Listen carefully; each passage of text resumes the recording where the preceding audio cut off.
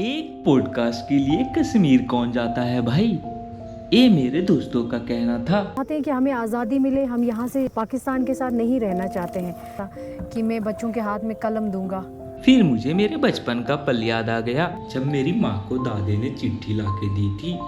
उसमें लिखा हुआ था, यहाँ लड़ाई छिड़ गई है। कहाँ लड़ाई छिड़ गई है? कश्मीर में 1999 में कारगिल वॉर, भारत एंड पाकिस्तान के बीच में। उसके बाद मेरी माँ रोती ही रही 2 मंथ तक। तब जब पॉडकास्ट का ऑफर आया तो मैं तो निकल पड़ा उन आंसुओं का हिसाब लेने। लेकिन किस्मत इतनी खराब थी, मेरी स्लीपर ट्रेन की बजट टिकट कंफर्म नहीं हुई। लेकिन मेरा जिद था, कश्मीर तो जाना ही है, चाहे कुछ भी हो जाए। बहुत सारे माँ के आंसुओं का रीजन बना है कश्मीर। तो आइए जानते हैं कश्मीर के बारे में। काफ़ी मेहनत लगी है भाई इस पॉडकास्ट बनाने में, तो आप लोग एंजॉय कीजिए पापा सॉरी का पॉडकास्ट एंड सब्सक्राइब कर लीजिएगा। सर बना सा बारा बिल में आज दो तो एफिडेविट सॉरी के सगळे डिस्कनेक्ट सॉरी कुछ हो आर यू लोकल वो दे सकते, ये नहीं दे सकते है ना। ये खोखले वादे हैं। यहाँ पे हालात ठीक हो गए, हालात पीसफुल हो गए। पहले यहाँ पे डरा के लोगों को, वोटरों को बाहर नहीं निकाला जाता था। लोगे तो तुम मारे जाओगे। तो सिर्फ डराया जाता है। गोल्ड गिर गया जो वापस दिया गया वहाँ दिया गया है। नहीं, हमारे एरिया में ऐसा कुछ भी नहीं है। हमारे एरिया में कोई भी 2 शादियाँ नहीं कर सकता। कश्मीरियों को पकड़ के मारा पीटा जाता है। मिलिटेंट होगा, कुल पत्थरबाज होगा। 1-2 सोशल टॉपिक पे हम लोग ही बात करेंगे। तो नहीं अभी पॉडकास्ट चल रहा है। It's okay. जानना चाहूँगा कि 370 2019 से पहले जो था, उसमें आप लोगों को क्या क्या बेनिफिट मिलता था? जो 370 हटने के बाद क्या क्या आपके राइट्स खत्म हो गए? जैसे कि पहले यहाँ पे बताया जाता था कि धारा 370 को रिमूव करने के बाद यहाँ से बाहर के लोग आएंगे, कश्मीर में ज़मीन खरीदेंगे। अच्छा, ऐसे। और दूसरी बात बताई जाती थी कि यहाँ पे जो लड़कियाँ हैं उनसे शादी करेंगे बाहर के लोग। अच्छा, ऐसे डराया जाता था? हाँ, उनसे शादी करेंगे और उनको ज़बरन यहाँ से ले जाएंगे और हमारी ज़मीनों पे कब्जा होगा। लेकिन ऐसा कुछ भी नहीं हुआ। हटने के बाद ऐसा कुछ भी नहीं हुआ। ना ही तो किसी औरत को यहाँ से ज़बरदस्ती ले जाया गया और ना ही हमारे घरों पे कोई हमला हुआ गया। तो वो तो दूसरे लोग बस डराते थे हमें कि किसी तरीके से यहाँ पे हालात ठीक ना हो जाए, और आम लोग तो डर ही जाते थे। अब वहाँ से आके कोई बोलेगा भालू आया तो बोलेंगे सच में भालू आ गया। वही हम लोगों के ऊपर यही हो जाता था कि हमें बस इसी चीज़ को लेके, ये एक हमारा वीक पॉइंट था इनके पास। तो जो वीकनेस थी ये वो दबाते थे। तो बताते थे कि अभी अगर ये मतलब जो भी ओल्ड पॉलिटिकल पार्टी थी उनकी राजनीति इसी पे टिकी हुई। हाँ, इसी पे टिकी हुई, अभी भी टिकी हुई। अभी तो बता रहे हैं कि वापस लाएंगे। अभी वो ये बता रहे हैं गांव में जाके वोट बैंक, उनका वोट का स्टैंडर्ड यही है कि वो ये जाके बताते कि आप हमें धारा 370 स्टेटहुड वापस लाऊंगा। कहाँ से लाएंगे वापस आप बताएं? जिन्होंने पावर सेंट्रल गवर्नमेंट में पावर है, तो ये कहाँ से लाएंगे? अच्छा। ये यहाँ से लोगों को, सिर्फ युवाओं को, बुजुर्गों को बेवकूफ़ बनाते हैं। जो लोग इनकी बातों में आ जाते, क्या कहाँ से लाएंगे? मानो कि यहाँ का चीफ मिनिस्टर बन गया चीफ मिनिस्टर, लेकिन जाना तो एटलीस्ट उनको सेंटर में ही है ना। सेंटर में तो बीजेपी की सरकार है। बीजेपी जो चाहेगी वही तो होगा, मरकज़ की सरकार जो चाहेगी वही होगा। यहाँ से तो कुछ भी नहीं होगा। अब ये लोगों को बेवकूफ़ बना रहे हैं यहाँ पे कि हम वापस लाएंगे। नहीं ला सकते वापस। जो चीज़ चलेगी वो वापस नहीं आ सकती। हाँ, स्टेटहुड का वादा किया मोदी जी ने, आज भी बोला कि स्टेटहुड का दर्जा मैं वापस दूंगा। स्पीच में बोला कि मैं स्टेटहुड का वापस दर्जा दूंगा। तो वो दे सकते हैं, जो वो वादा कर रहे हैं वो दे सकते हैं, ये नहीं दे सकते, है ना। ये खोखले वादे हैं इनके। तो मैम, ये जो इलेक्शन 2014 में लास्ट टाइम हुआ था, असेंबली इलेक्शन, और अभी 10 साल के बाद हो रहा है इलेक्शन। 2024 में इलेक्शन हो रहा है 10 साल के बाद। तो ये 10 साल के बाद इलेक्शन हो रहा है, तो आपको क्या लगता है लोग भारी मात्रा में आके वोट करेंगे इस बार? बिल्कुल भारी मात्रा में। हम आपको बता दें, आप नॉर्थ कश्मीर को ले लें। इस बार जो नॉर्थ कश्मीर में इलेक्शन पार्टिसिपेट जो किया था, वहाँ पे उमर अब्दुल्ला भी था। फिर उसके बाद बहुत सारे बाकी दूसरे इंजीनियर रशीद के बारे में इंजीनियर रशीद आया। फिर उसके बाद इंजीनियर रशीद को देखे कितनी भारी भरकम में लोगों ने वोट, मोदी के वोट से भी ज़्यादा सीटों से जीता है। हम वही तो बता रहे हैं कि सब भारी भरकम वोट उनको पड़े। क्योंकि इसलिए पड़े क्योंकि यहाँ पे हालात ठीक हो गए, हालात पीसफुल हो गए। पहले यहाँ पे डरा के लोगों को, वोटरों को बाहर नहीं निकाला जाता था। लोगों को डरा के घर में रखा जाता है कि अगर तुम वोट डालोगे तो तुम मारे जाओगे। तो इसलिए किसी को तो रात ही छापा मार के उनको घरों में कैद कर देते थे। इस बार तो वो नहीं हो सकता, क्योंकि धारा 370 के रिमूव होने के बाद, मरकज़ की सरकार के बाद, यहाँ पे वो सब नहीं हो सकता जो होता था। यहाँ पे वो सब हो सकता है जो मुमकिन, जो नामुमकिन था वो मुमकिन करके दिखाया है ना। बिल्कुल। एक कमल का खेती है हाँ, गाइस, कमल यहाँ का। देखते हैदर मूवी यही हुआ है। तो अरे यार बताया करो भाई। तो पानी पियो आप। जी। तो गाइस ये जो कौन से बोट में हुआ था हैदर मूवी? किंग ऑफ सी में? नो। तो गाइस अभी डल लेक पे है, हैदर मूवी यहीं पे शूट हुआ था और काफ़ी हिस्टोरिकल प्लेस हो गया गाइस। और ये पॉडकास्ट काफ़ी एक्सेप्शनल होने वाला है गाइस। आप देख सकते हो क्या बहुत सारी बातें JNK के बारे में हम लोग इस पॉडकास्ट में कर रहे हैं। और अभी थोड़ा सा बारिश का मौसम भी हो चुका है यहाँ पे और काफ़ी सही शिकारा राइड चल रहा है अभी तक का हम लोग का, और काफ़ी मज़ा आ रहा है गाइस। तो आप लोग इस पॉडकास्ट में बने रहिए। JNK के कश्मीरियों के शादियों में यूनिक नॉनवेज काफ़ी वैरायटी के बनते हैं शादियों में। तो वो बताएंगे थोड़ा सा क्या क्या मतलब शादियों में बनता है? हमारे यहाँ वाजवान बनाया जाता है, उसमें हमारे यहाँ रिश्ता होता है, कबाब होते हैं, यखनी होती है, तबक माज होता है, रोगन जोश होता है, बहुत सारी वैरायटी का हम लोग यहाँ पे बनाते हैं। फिर जब हमारे यहाँ दूल्हे बारात आती है, दोनों तरफ से खर्चा बराबर होता है। हमारे यहाँ ऐसा नहीं होता कि लड़के वाले लड़की वाले की हेल्प करेंगे, लड़की वाले लड़के वाले क्या। लड़की वाले अपना खर्चा अलग से करते हैं और लड़के वाला अपना खर्चा अलग से करते हैं। तो आप मुझे एक क्लियर कीजिए कि यहाँ पे कल्चर है क्या, डॉरी का, दहेज का कल्चर है क्या? लड़कियों के माँ बाप को देना पड़ता है क्या लड़कों के माँ बाप? नहीं, ऐसा कुछ नहीं है यहाँ पे। नहीं, हमारे यहाँ ऐसा कुछ भी नहीं है। यहाँ से हमें लड़की वाले सिर्फ अपनी बेटी को अपनी खुशी से देंगे, जो भी बच्ची का जो हक होगा वो उसको अपनी खुशी से दे देंगे, माँ बाप अपनी खुशी। बट लड़के वाले कभी उन पे दबाव नहीं डालते कि हमें ये चाहिए वो डिमांड चाहिए। नहीं होता, डिमांड कभी नहीं हुई है यहाँ पे, क्योंकि हमारे इस्लाम में ये लिखा ही नहीं है कि हम डिमांड करें। हमारे कुरान में ये लिखा ही नहीं है कि एक लड़की वाले के ऊपर जाके डिमांड करें, और वो तो फिर गुनाह है किसी माँ बाप से इस तरीके से डिमांड करना। और हमारे JNK में अल्लाह का शुक्र है कि हमारे यहाँ ऐसा डिमांड बिल्कुल भी नहीं होता है ना। जी। काफ़ी यूनिक कल्चर है गाइस। ऑल इंडिया में आप देखोगे तो हर जगह डॉरी है, तो यहाँ पे ये सब कल्चर है नहीं, और ये काफ़ी सही कल्चर लगा यहाँ का मुझे। लोग की शादियाँ कितने दिन का होता है मतलब कि? हमारी शादी 3 दिन की होती है। 3 दिन की होती है। पहले दिन क्या होता है? पहले दिन हमारे यहाँ होता है जैसे कि हल्दी रात। अब हमारे यहाँ नहीं मनाते हल्दी रात, पता नहीं कुछ लोग तो अब अलग अलग हो गया ना, अलग कल्चर कर रहे हैं अडोप्ट। हमारे यहाँ तो जैसे कि मैं जिस कम्युनिटी से बिलोंग करती हूँ, हमारे यहाँ नहीं होता। हमारे यहाँ होता है मेहंदी की रात होती है, मेहंदी की रस्म लगाई जाती है लड़की को। फिर रात को खाना वाना जो मेहमान आते हैं उनको खिलाते हैं। फिर सुबह दूल्हा आता है तो दुल्हन को दुल्हन के घर आता है। फिर वो भी वहाँ पे मतलब बारात जो आती है दुल्हन को लेने के लिए, तो वो वहाँ पे खान पान अच्छे से खाते हैं, जो वाजवान होता है वो खा के फिर अपनी दुल्हन को लेके चले जाते हैं। और दूसरी बात मैं आपको बताना चाहूँ, लड़के वाले यहाँ पे कोई भी डिमांड नहीं करते, लड़की वाले डिमांड करते हैं। क्या बात कर? लड़की वाले डिमांड करते हैं कि अभी लड़की, हाँ, उनकी डिमांड ये है कि लड़की का जो महर है हमारे इस्लाम में, जो महर है, महर की रकम में लड़की वाले डिमांड करते हैं लड़के वालों से। लड़के वाले कोई यहाँ पे उल्टा है, यहाँ पे जो लड़का है ना वो कहीं ना कहीं डरा रहता है कि अब मेरी शादी हो रही है, मैं कितना खर्चा करूँगा, मुझे ये भी देना है वो भी देना है। लेकिन लड़की वालों को ऐसा नहीं होता है ना। हाँ, यहाँ पे ये कहीं ना कहीं सही कल्चर भी है, और मुझे लगता है कि दोनों को इक्वल होके चलना चाहिए। तो लेकिन ऐसा नहीं है कि हमारे यहाँ पे बताया जाएगा कि अब बेटी है तो इसके लिए दहेज इकट्ठा करो, अब इसके लिए ये इकट्ठा करो। ससुराल वाले क्या, वो अपनी खुशी से माँ बाप को जो देते हैं, माँ बाप वो अपनी खुशी से देते। ये जो डल लेक पे जो हम लोग घूम रहे हैं, तो ये डल लेक पे जो हाउस बोट में क्या यहाँ के विलेज भी है क्या डल लेक पे?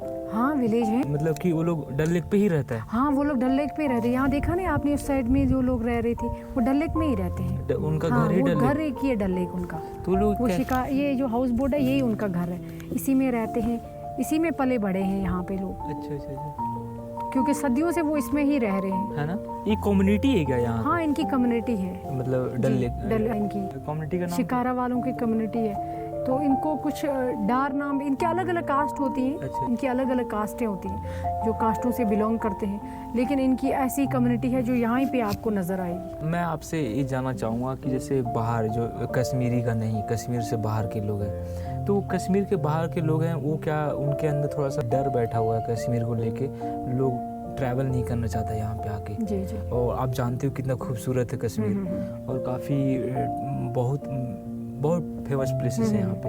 तो जस्ट बिकॉज ऑफ डर के वजह से लोग यहाँ पे ट्रैवलिंग नहीं कर रहे हैं, तो उनको आपको क्या कहना, उनके लिए आप क्या कहना चाहोगे? उनके लिए मेरी यही मैसेज है, कुछ भी डर कुछ भी नहीं है यहाँ पे, सिर्फ डराया जाता है पॉलिटिशियन द्वारा, सिर्फ पॉलिटिशियन द्वारा डराया जाता है, मीडिया रिपोर्ट के द्वारा डराया जाता है। यहाँ से गलत इंफॉर्मेशन बाहर भेजी जाती है मीडिया थ्रू कि यहाँ पे ऐसा, यहाँ पे इतना सारा टूरिस्ट आया है इस बार। तो गाइस अभी हम लोग गोल्डन लीफ पे ट्रैवल कर रहे हैं JNK में, और देख सकते हो कितना खूबसूरत है। और वही हम लोग ट्रैवलर लोग के लिए जो फियर है वो, मतलब डरने की जरूरत नहीं है, ट्रैवल डरने की जरूरत नहीं, जरूरत है बिल्कुल नहीं डरने की जरूरत। कोई टूरिस्ट, ये देखो शिकारा राइडर है हमारे, वो बता रहे हैं कोई प्रॉब्लम, रात को भी चलो, कोई सामान रहेगा इसमें, कहीं नहीं जाएगा, इसी में रहेगा। यहीं पे रहेगा। हाँ वाह बिल्कुल, यहाँ पे कितने सारे लोगों के पैसे गिर गए, आईफोन गिर गए, गोल्ड गिर गया जो वापस दिया गया। हाँ दिया गया है वापस, पानी में जाएगा तो वापस नहीं आएगा। हाँ लेकिन किसी के पास छोड़ गया होगा तो वापस, वो तो हम वापस दे देंगे। और पानी में बहुत है, हजार गिरा यहाँ पे जाता है ना, इसीलिए कस्टमर हम पहले। तो मेरे को ये बताइए, शिकारा पलटता नहीं है क्या? ये पलटता नहीं पलटता। अच्छा, मेरे को डर लग रहा है अभी, जैसे चारों तरफ पानी है। हाँ, जो लकड़ी है ना, ये पानी के ऊपर ही रहता है, अगर ये पानी में पलटेगा भी के ऊपर ही रहता है ना। किसी को कुछ हुआ है? कुछ भी नहीं हुआ। हालांकि यहाँ पे एकदम टूरिस्ट को, अगर यहाँ पे कोई टूरिस्ट आएगा बाहर से, जो लोग आते हैं, एक बार एक औरत है वो यहाँ पे उसके बेटे ही छोड़ के चले गए थे। हाँ, उसके बेटे और उसकी बहू के बीच में बहस हुई और वो उसको छोड़ के चले गए, और यहाँ के लोगों ने उनको अपने घर पे रखा। लगभग 2 हफ्ते तक वो यहाँ के लोगों के घर पे रही। हालांकि वो डरी हुई महिला थी, उसको यहाँ के हिंदी भी बोलना नहीं आता था, महाराष्ट्र से थी वो। अच्छा। तो उसको हिंदी बोलना नहीं आता था। यहाँ के लोगों ने उसको घर पे रखा और उससे फिर पूछा पुलिस थ्रू, फिर वो अपने घर तक उसको पहुँचाया। है ना। जी हाँ, इतना हेल्पफुल लोग हैं यहाँ पे। अगर कोई पैशनेट ट्रैवलर है जो पॉपुलर डेस्टिनेशन को छोड़ के ऑफ बीट ट्रैवलिंग करता हो, तो उन ट्रैवलरों के लिए हिडन प्लेसेस ऑफ कश्मीर जो आपको जो बताना चाहो, आपकी मस्ट विजिट करना चाहिए उसको, तो 5 प्लेसेस का नाम बताइए जिसमें जी मैं बताना चाहती हूँ, जैसे कि दूध पथरी है, बहुत अच्छी फेमस जगह है, वहाँ पे जा सकते हैं आराम से। अच्छा, और दूसरा क्या है मतलब दूध पथरी में? दूध पथरी में एक हिल स्टेशन है वहाँ पे। ओके। तो अभी न्यू वहाँ पे अभी टूरिस्ट जा रहे हैं, लेकिन बहुत खूबसूरत जगह है ना। हाँ, क्योंकि जैसे फेमस जगह 2-4 हैं यहाँ पे, पहलगाम, गुलमर्ग, श्रीनगर, उससे एकदम हट के है वो। अच्छा। तो और वहाँ पे आप जा सकते हैं। और दूसरी बात है, और दूसरी जगह कुपवारा में है बंगस वैली, वहाँ पे भी आप जा सकते हैं। केरल जा सकते हैं। हाँ, बंगस वैली, हाँ कुपवारा में बंगस वैली है, वहाँ पे भी जा सकते हैं। उसका खासियत बताओ। बहुत अच्छी खूबसूरत जगह है, बहुत बड़ा ग्राउंड है। अच्छा। तो बहुत ही वही हिल स्टेशन है एकदम, जैसे आपको लगेगा कि आप फॉरेन में चले गए। तो कनेक्टिविटी सही है वहाँ? कनेक्टिविटी सही है, बिल्कुल सब कुछ अच्छा है एकदम नॉर्मल। तो बंगस वैली 2 बता दिया आपने हिडन प्लेसेस, तो तीसरा बताइए। तीसरा आप यहाँ पे कोकरनाग में चले जा सकते हैं। कोकरनाग में भी बहुत अच्छी जगह है, फेमस है कोकरनाग। तो उसका नाम ही जगह, वो अनंतनाग से कुछ 20-30 किलोमीटर दूर है। अच्छा जी। और चौथा आप यूसमर्ग जा सकते हैं। क्या? यूसमर्ग। अच्छा। हाँ, यूसमर्ग भी बहुत अच्छी जगह है। कहाँ पे है ये? गुलमर्ग वाली साइड। गुलमर्ग वाली साइड। जी। गुलमर्ग वाली साइड। और 5th प्लेस सोनामर्ग भी जा सकते हैं। सोनामर्ग भी बहुत अच्छी जगह है। सोनामर्ग, हाँ, वहाँ पे आपको रहने की कोई दिक्कत नहीं होगी, होटल वगैरह सब मिल जाएंगे। हाँ, सोनमर्ग में होटल, लेकिन इन जगहों पे जब जाएंगे तो वहाँ पे होटल नहीं मिलेंगे। हाँ, रहने के लिए दिक्कत होगी। सोनमर्ग में मिल जाएगा? हाँ, सोनमर्ग में। लेकिन बाकी 4 बताए, बाकी 4 उनमें कुछ नहीं मिलेगा, होटल तो नहीं मिलेगा। कैसे ट्रैवलर वहाँ रुकेगा कैसे? फिर तुरंत ये 1 डे में ही लौट के आना पड़ेगा उसे? हाँ, 1 डे में, लेकिन अपने साथ ले सकता है ना टेंट वगैरह। हाँ, वो ले सकता है, मतलब ऐसे रुक सकते। सर बना सा बारे बिल में हज दित एफिडेविट सोरे के सगे डिस्कनेक्ट में वो तात फीस तो सूस बे बिल गार। जैसे आप लोग के मुस्लिम में मेरा क्या परसेप्शन है कि जल्दी शादियां कर दी जाती है, ये क्या सच है क्या? नहीं, ऐसा कुछ नहीं है, जल्दी शादी तो नहीं होती है, लेकिन वो अपनी मर्जी होती है कि किसी की वो जल्दी करना चाहे, कोई लेट करना चाहे। ऐसे कोई जोर जबरदस्ती से तो निकाह हमारा कबूल होता ही नहीं। जोर जबरदस्ती? हाँ, जोर जबरदस्ती से अगर चाहे भी। ब्राइड एंड ग्रूम का कंसेंट चाहिए ही चाहिए। 100% चाहिए, जब तक उसकी हाँ होगी तभी सब कुछ होगा। मॉम डैड का कंसेंट का कोई मतलब नहीं? डैड का कुछ भी नहीं है उसमें, रोल नहीं रहता है उसमें। ये रोल रहता है कि अगर किसी की ज़बरदस्ती, जैसे कि कोई फैमिली स्ट्रिक्ट होती है, तो वो अपने बच्चे के ऊपर स्ट्रिक्टनेस से उसकी शादी ज़बरदस्ती जिससे वो नहीं करना चाहे वो कर सकती है। बट क्या है कि कहीं ना कहीं वो हमारे यहाँ इस्लाम में उसको कबूल माना ही नहीं जाता उस शादी को। सबसे मोस्ट इम्पॉर्टेंट है कि एक लड़की की रजामंदी, जब तक लड़की की रजामंदी नहीं होगी तब तक शादी बिल्कुल भी नहीं करवाते। अच्छा। वो अब अपनी मर्जी से, कुछ लोग होते हैं ऐसे जो कभी कभी फैमिली का भी ट्रस्ट तोड़ देते हैं, तो फिर फैमिली मजबूर हो जाती है उनकी जल्दी शादी करने के लिए। हालांकि ऐसा नहीं होता है कि जल्दी से शादी करवा दें। आप जिस एरिया से बिलोंग करते हो वहाँ पे क्या होता है, यूजुअली जनरली क्या होता है, शादी जल्दी होती है? नहीं, हमारे यहाँ तो हो जाता है 20-21 साल की एज में शादी हो जाती है। 20-21? हाँ, 20-21 साल की एज में हो जाती है। आप लोग के मतलब 2-3 मैरिज का कल्चर है, 2-3 मैरिज का, जी। वो अभी एग्जिस्ट करता है क्या आपके एरिया में?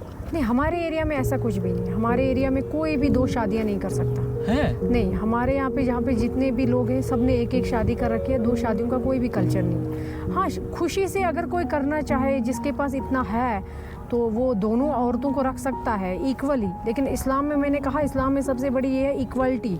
अगर आप एक औरत को 10 रुपए दे रहे हैं, वही 10 रुपए आपको दूसरी को भी देना। अच्छा। अब जिसके पास रात को खाने का नहीं है तो वो कहाँ से 2 शादियाँ करेगा? तो यही मामला है कि 2 शादियाँ नहीं करते हमारे यहाँ। अभी भी अब मतलब सिंगल हो गया, राइट? जी। अब मॉडर्न वर्ल्ड में नहीं हो रहा, मुस्लिम में भी एक ही शादी का कल्चर है। लेक पे फर्स्ट टाइम कब आए थे? फर्स्ट टाइम मैं आई थी 2017 में।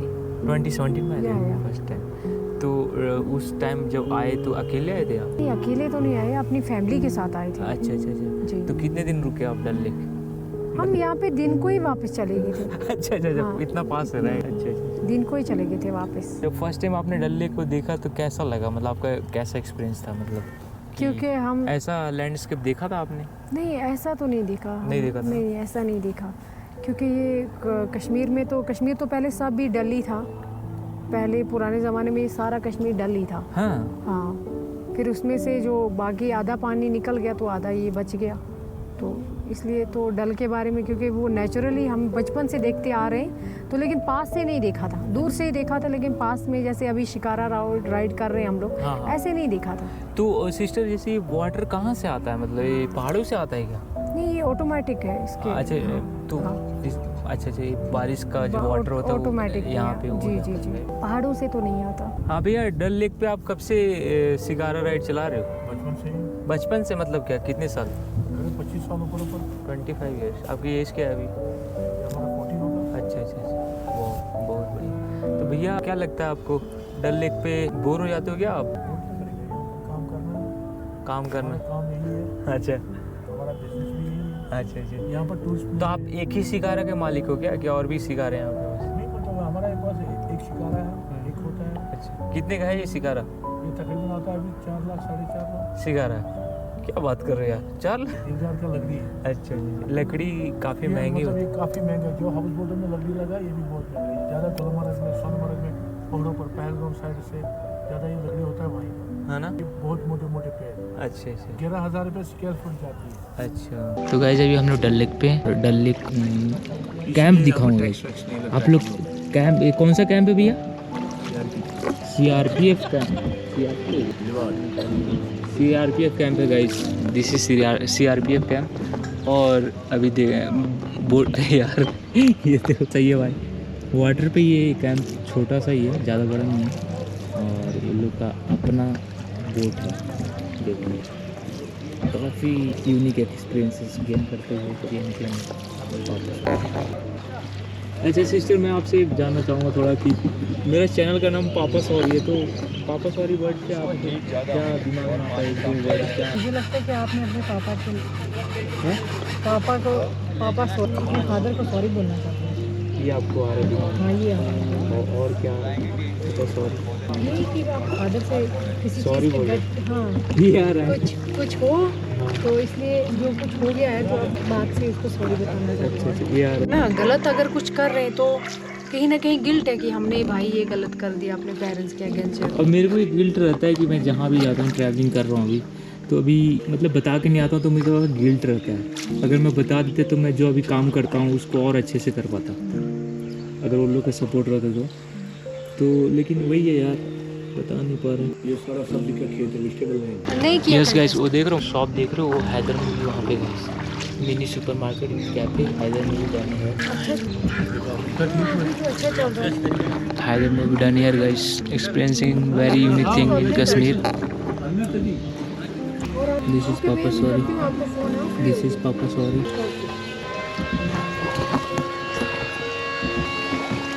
Are you local sister? मैं आपसे ये जानना चाहूँगा अब कि जैसे कश्मीरी लोग इतना कम ट्रैवल क्यों करता है अदर पार्ट ऑफ मतलब आउटसाइड ऑफ कश्मीर? वो लोग मतलब इतना क्यों मतलब बाहर जाने से हिचकिचाता है? एक्चुअली में मसला ये है कि वो इसलिए हिचकिचाते हैं जो बाहर दंगे फसाद हो जाते हैं, फिर कश्मीरियों को पकड़ के मारा पीटा जाता है, उनको इस तरीके से फिर मतलब एक अलग नज़रिए से देखा जाता है, तो इसलिए हम लोग वहाँ बाहर जाना थोड़ा कम कर देते हैं, तो नहीं जा पाते हैं। मतलब नेगेटिव परसेप्शन बना हुआ है नहीं? या एग्जैक्टली कि हिंदू मुस्लिम वो उनको लगता है कि ये कश्मीर से है तो ये बिल्कुल पत्थरबाज होगा, ये बिल्कुल मिलिटेंट होगा, तो इसीलिए वो इन लोगों को उस तरीके से ट्रीट करते हैं। हमारे जो लोकल बच्चे पढ़ने भी जाते हैं वो उनको भी बहुत स्ट्रगल बहुत स्ट्रगल करना पड़ता है, बहुत सारी दिक्कतों का सामना करना पड़ता है। तो इस वजह से अगर थोड़ा सा माहौल एकदम सब लोगों के वो लोग जैसे हम लोग बाहर के एक्सेप्ट कर रहे हैं, यहाँ पे टूरिज्म आ रहा है, टूरिस्ट आ रहे हैं, तो हम वेरी हॉस्पिटल एग्जैक्टली हम उनको एकदम इस तरीके से ट्रीट करते हैं तो उनको कभी फील ही नहीं होता कि वो बाहर से आए हैं,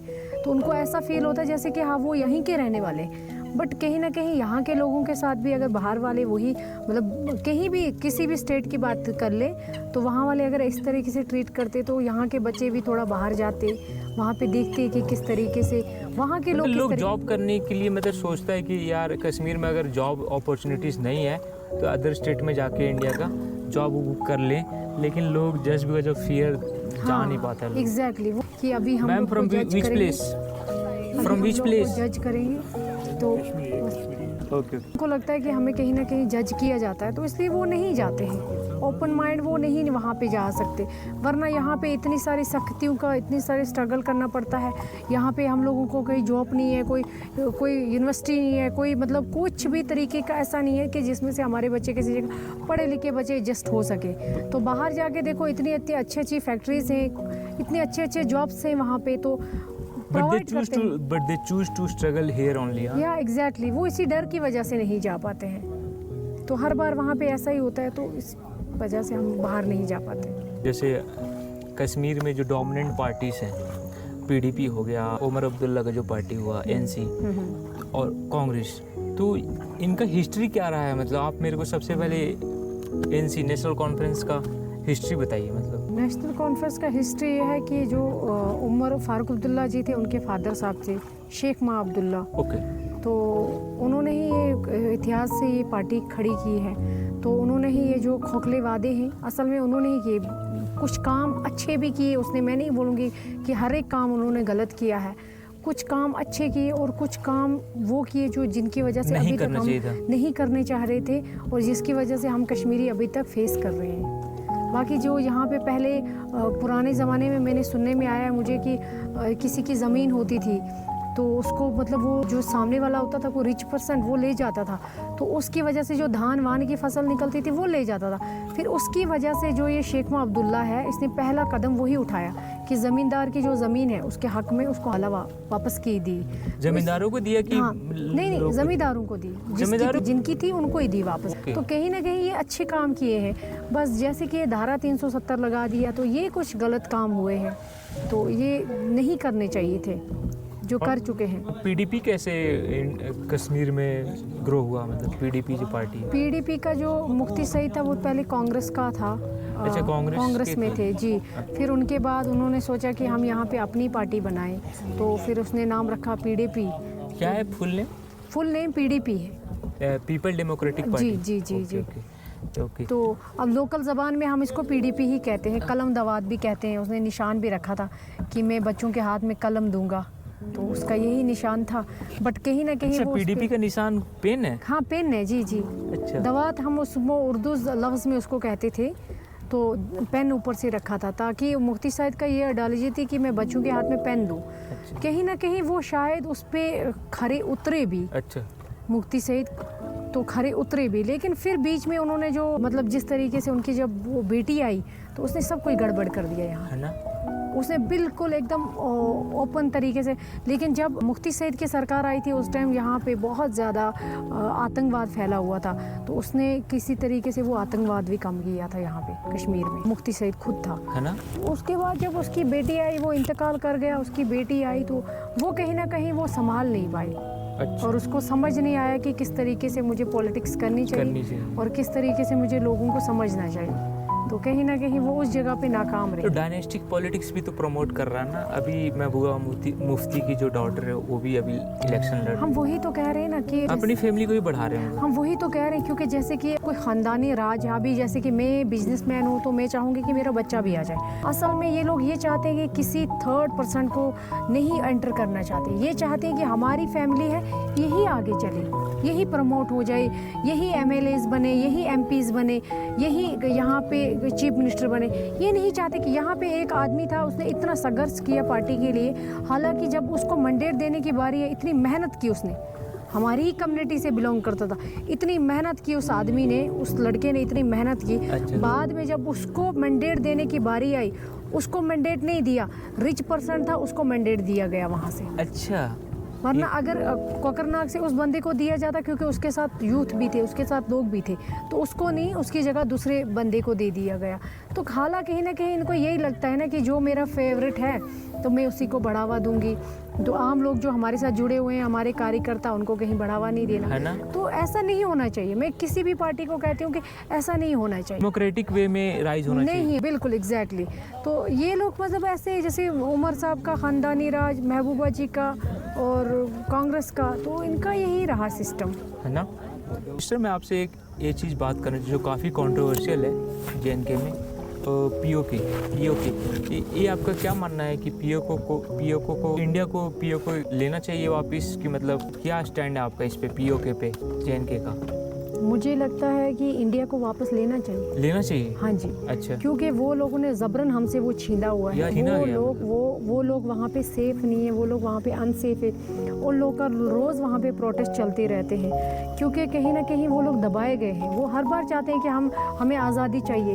आप देखें, आपने देखा होगा, तो वो चाहते हैं कि हमें आज़ादी मिले, हम यहाँ से पाकिस्तान के साथ नहीं रहना चाहते हैं। इसलिए मैं चाहती हूँ कि इस पे थोड़ा ज़्यादा तवज्जो दिया POK के जाए। जो लोकल लोग हैं वो ऐसा, वो लोग का माइंडसेट है कि हम लोग को पाकिस्तान के साथ नहीं जाना। नहीं, वो वही चाहते हैं, उनको पाकिस्तान के साथ नहीं रहना है। अच्छा। वो वापस आना चाहते हैं इंडिया के साथ। अच्छा। क्योंकि उनको पता है कि इंडिया में जो लोग रह रहे हैं, जैसे हमारे पड़ोसी, वहाँ पे आप चले जाएं केरल में, वो साथ में है। हाँ। तो वहाँ पे ज़्यादा कम्युनिटी हमारी पहाड़ी कम्युनिटी है वहाँ पे, तो वहाँ पे कश्मीरी नहीं है, वहाँ पे सारे पहाड़ी कम्युनिटी से बिलोंग करते हैं। क्योंकि वो कहीं ना कहीं ये चाहते हैं, उस टाइम में जब इन लोगों ने ज़बरन इसको हमसे छीना गया, हम लोगों के बंटवारा कर दिया, उस पार ले गए, तो वो लोग वहाँ पे नहीं है। मतलब वो चाहते हैं कि उन लोगों को अभी आटा ले लो, 400 किलो के हिसाब से उनको आटा का किलो मिल रहा है, तो क्या करेगा एक गरीब आदमी। इसीलिए कहीं ना कहीं वो अनसेफ है, इसीलिए कहीं ना कहीं वो रोज़ प्रोटेस्ट करते हैं। या मतलब कि they are not happy with, वही है ना मसला।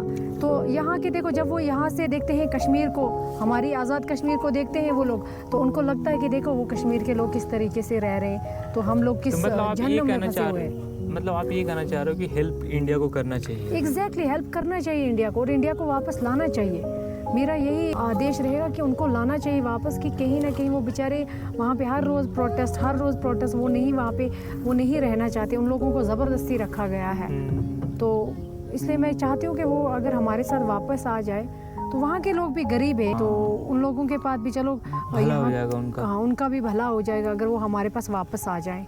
सॉरी का ये पॉडकास्ट ख़त्म होने की ओर पे है, और मैं अपने गेस्ट से एक लास्ट मैसेज लेने की कोशिश करता हूँ। तो सिस्टर, मैं आपसे एक लास्ट मैसेज JNK का जो यूथ है उसको क्या देना चाहोगे, थोड़ा सा आप बता सकते हैं?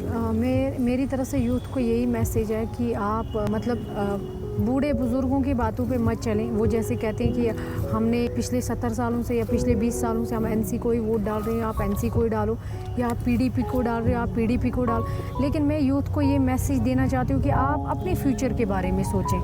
आपका फ्यूचर कहाँ पे ब्राइट होगा, जहाँ पे आपका फ्यूचर ब्राइट होगा आप वो स्टेप उठाएं। ये नहीं कि मेरे पापा ने जो काम किया मुझे भी वही काम करा, मेरी माँ जो काम करे मुझे भी वही काम करा। इसलिए मैं कहना चाहती हूँ उनको कि आप अपने फ्यूचर के बारे में सोचें, आप अपने आने वाले कल के बारे में सोचें, अपनी जो आपकी जनरेशन होगी उनके बारे में सोचें। क्योंकि देखो, BJP की सरकार तो जाने वाली है नहीं मरकज़ से। अब यहाँ पे कोई चोचलेबाजी करेगा कि नहीं जी मैं आ रहा हूँ, वो फलां आ रहा है, फलां आ रहा है, ये तो नहीं होगा। तो ये क्लियर कट बात है कि हमारी ही सरकार, BJP की सरकार ही वहाँ पे रहेगी मरकज़ में। इसलिए यहाँ के जो यूथ है, ख़ास तौर पे जो महिलाएं हैं, हमारी बच्चियों हैं, उनको ये सोचना चाहिए कि हमारा फ्यूचर कहाँ पे ब्राइट रहेगा, हमारे लिए क्या सही रहेगा। हमारे पढ़े लिखे नौजवान जो अभी यहाँ पे रेड़ों पे पटरियों पे अपनी दिन की दिहाड़ी करके अपना पेट पालते हैं, उनके लिए ये मैसेज है कि आप अपने बारे में सोचें, आपको क्या करना है, आपका फ्यूचर कहाँ पे रहेगा, आपका फ्यूचर कहाँ पे मुस्तकबिल रहेगा, तो आप वही करें, आप किसी और की बातों पे मत चलें। तो इसी प्रकार से जैसे अभी तक यहाँ पे है, ये जो यहाँ पे जो सरकार बन भी जाएगी, अगर आप वोट डाल भी देंगे, यहाँ पे सरकार बन भी गई, लेकिन ये कुछ नहीं कर पाएंगे। इनको फिर भी मरकज़ के पास ही जाना है। जब तक मरकज़ इनको कुछ नहीं देगी, ये कश्मीर पे कुछ नहीं करेंगे। ये सारे, हाँ एग्जैक्टली, स्टेटहुड के लिए भी बता रही हूँ। और जो भी काम होंगे, किसी का भी काम होगा, किसी क्षेत्र में काम होगा, ये अभी ये फारूक साहब ये बोलेगा किसी को जाके, या महबूबा जी ये बोलेगी कि मैं तुम्हें जॉब दिला सकती हूँ, जॉब भी नहीं दिला सकते। ये पुराना ज़माना ख़त्म हो गया कि जब ये अभी सब मॉडर्न ज़माना है कि जब माचिस की डिब्बी पे हमें लिख के देते थे कि चलो भाई तो इस फील्ड में तो तेरा ये जॉब है, तेरा वो, अब वो नहीं चलेगा। इसीलिए हर एक, और ख़ास तौर पे जो लड़के नौजवान यहाँ पे ड्रग्स में इन्वॉल्व है, अच्छा, तो घर से बाहर निकल जाते हैं, माँ बाप को पता नहीं है कि हमारा बच्चा कहाँ है, तो ड्रग्स करके शाम को घर में जाते हैं, अपने माँ बाप के साथ मारपीट, बहनों के साथ घर में उथल पुथल करते हैं। और फिर वही जब नौजवान बाहर निकलते हैं, उनके ही माइंड में ब्रेन वॉश किया जाता है कि भाई तुम्हें ये मिलेगा तो तुम ये कर। तो उनको मैं बताना चाहती हूँ कि आप ऐसा किसी के कहने पे मत चलें, आप अपने बारे में सोचिए और अपने दिमाग से वही स्टेप उठाएं जो आपके लिए सही है। वाह, बहुत बढ़िया सिस्टर। तो सिस्टर, मैं आप तो JNK के ओवरऑल एक मैसेज दिया आपने, बहुत सही था वो मैसेज। आप जैसे पहलगाम से बिलोंग करते हैं, राइट? जी। तो अपने लोकेशन के बारे में, अपने जो एरिया, आपके एरिया, उस एरिया के लोगों को क्या मैसेज देना चाहोगे? मेरे एरिया में सबसे ज़्यादा हम टूरिस्ट पे डिपेंड है। अच्छा, टूरिज़्म के साथ हम लोग करते हैं। तो क्योंकि हमारे वहाँ पे जैसे बाकी जगहों को ले लें, बाग बगीचे हैं, ये सब है, एप्पल की खेती वगैरह है। अच्छा। हमारे यहाँ ऐसा नहीं है, क्योंकि पहलगाम जो लोकल है वहाँ पे एप्पल भी नहीं बनते हैं। अच्छा। तो वो सब कुछ उनका डिपेंड रहता है टूरिस्ट के ऊपर ही। ओके। तो इसलिए मैं उनसे भी यही कहना चाहती हूँ कि आप भी सोच समझ के फैसला करें कि जब टूरिस्ट आएगा तो हम लोग कुछ खाएंगे, अच्छा। जब टूरिस्ट नहीं आएगा तो हमारे बच्चे भी भूखे मर जाएंगे। तो जब इतना हो सकता है, जब एक यहाँ पे पीसफुल माहौल रहेगा, तभी तो टूरिज़्म आएगा, तभी तो टूरिस्ट बढ़ेगा यहाँ पे। जब यहाँ पे दंगा फसाद होगा, कौन टूरिस्ट आएगा यहाँ? कोई, क्योंकि ये लोग तो वही चाहते हैं ना, ये लोग चाहते हैं कि जैसे कश्मीर पहले था हम वैसे ही करना चाहते हैं। तो इसलिए ये कहीं ना कहीं ये नहीं चाहते कि कश्मीर में पीसफुल माहौल हो, यहाँ पे टूरिस्ट आए, लोग बाहर निकलें। पहलगाम की बात करूँ, जब वहाँ के लोग भी अच्छा स्टेप उठाएंगे, अच्छा कदम उठाएंगे, अच्छे एक इंसान को चुनेंगे, तो ऑब्वियसली इससे अच्छा काम होगा वहाँ के लिए। Yes. इससे भी बढ़िया काम होगा। तो जो वहाँ पे नहीं बन पाया वो करके दिखाएंगे हम लोग, है ना? आप अपनी तरह की ज़िंदगी नहीं जी पा रहे तो आप सक्सेसफुल नहीं है। हमें सोसाइटी जो है वो डाल देती है इस ढर्रे पे कि आप क्या अचीव करेंगे, आप क्या बनेंगे, और आप उसी रट के अंदर हमेशा उसी दौड़ में लगे रहते हैं और आप अचीव करते जाते हैं, एक्यूमुलेट करते जाते हैं, and then finally you realise कि यू आर नॉट सक्सेसफुल। लोगों के लिए आपको परसेप्शन है कि आप सक्सेसफुल हैं, बट आप अगर अपनी तरह की ज़िंदगी नहीं जी पा रहे हैं तो आप सक्सेसफुल नहीं हैं।